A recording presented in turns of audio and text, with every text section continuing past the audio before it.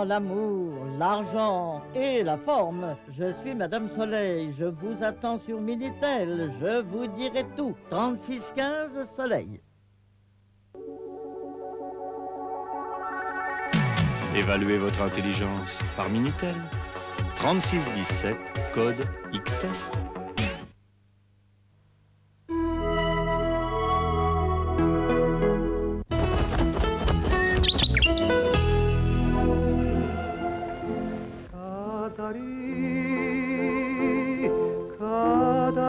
À Naples, Tino Rossi joue l'homme à la voix de velours.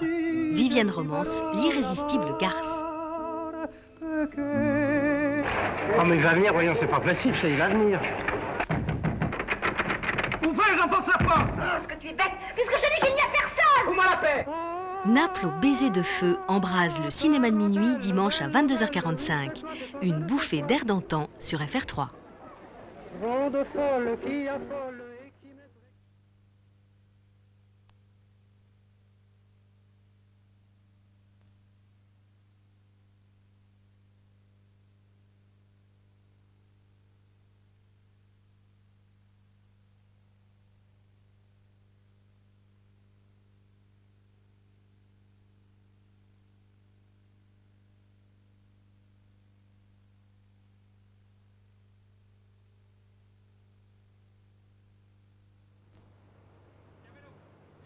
Bonjour, eh bien il est exactement 11h55 ce samedi 11 juillet à Rome et dans quelques minutes, dans 5 minutes exactement, nous allons donner le coup d'envoi de la plus fantastique aventure télévisuelle jamais tentée en manière de spectacle. En effet, vous allez pouvoir, en compagnie de quelques 1 milliard de téléspectateurs répartis à travers le monde dans 51 pays, vous allez pouvoir assister à la retransmission en direct de Rome de l'opéra de Puccini La Tosca. Non seulement c'est important, en direct de Rome, mais en direct dans les lieux et aux heures même de l'action.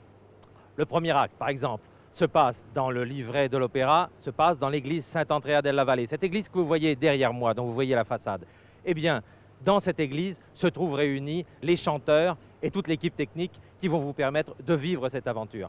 Je dis toute l'équipe technique parce que vous imaginez qu'un pari de cette nature, c'est aussi un défi technologique tout à fait impressionnant. Un défi technologique pour lequel un certain nombre de chiffres vous donneront la teneur de ce défi. C'est un dispositif qui est presque le même que celui des Jeux Olympiques d'Albertville. Écoutez bien, 27 caméras, 4K régie, une régie finale située dans un hélicoptère qui vole quelque part au-dessus de Rome, 240 mètres de rails de travelling, plus de 1000 kW de lumière, et puis des Steadicam. Des Steadicam, c'est un appareil tout à fait nouveau, c'est une caméra nouvelle qui est une caméra portable qui suit les chanteurs, qui permet de retrouver le sens de leurs gestes, le sens de leur respiration, de vous faire partager leurs frissons. Bref, vous voyez tout un dispositif qui va passer par 5 satellites et qui va permettre de donner à tous ceux qui sont comme vous en ce moment dans leur fauteuil, quelque part dans le monde, aussi bien en France, pour ceux qui nous suivent, qu'en Chine, qu'au Japon, qu'en Amérique, et qu'en Italie, bien sûr,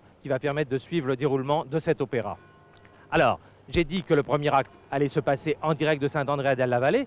C'est donc cela qui va nécessiter la première intervention, mais la deuxième intervention, c'est ce soir à 20h15, c'est le deuxième acte. Et le deuxième acte, de la même manière, se trouve en direct du Palais Farnèse, c'est là où se situe le deuxième acte. Et puis le troisième acte se situe dans le livret de Puccini, sur la terrasse du Château Saint-Ange à l'aube. Eh bien, nous serons demain à 6h sur la terrasse du Château Saint-Ange, toujours en direct. Alors, vous imaginez que pour mettre en œuvre cette fantastique aventure, il fallait un long travail de préparation.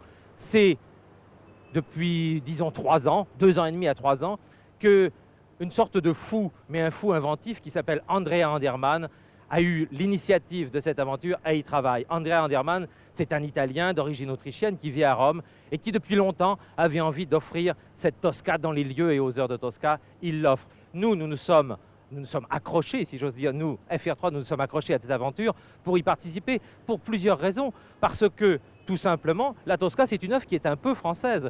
Vous savez que le livret est tiré d'une pièce de Victorien Sardou.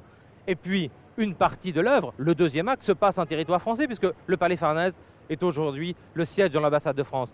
Donc, il n'était évidemment pas possible que nous soyons absents d'une telle aventure. Alors, Je vous ai dit que tout cela allait commencer dans l'église Saint-Andrea della Valle. Cette église qui est derrière moi, vous en voyez sans doute un peu la façade. C'est une église qui date du XVIIe siècle. Elle a été commencée en 1591, elle a été achevée en 1665 avec cette façade. C'est une très vaste église que nous allons voir, puisque l'avantage de ce spectacle, c'est de nous faire voir les lieux. Elle a une coupole d'ailleurs tout à fait impressionnante, parce que c'est une coupole qui est presque aussi grande que celle de Saint-Pierre de Rome. Mais revenons à Tosca. Tosca, donc, c'est un opéra qui était idéal pour cette aventure, puisque c'est un opéra qui se déroule en moins de 24 heures, et en moins de 24 heures dans 3 lieux circonscrits, c'est presque l'unité d'action, 3 lieux de Rome.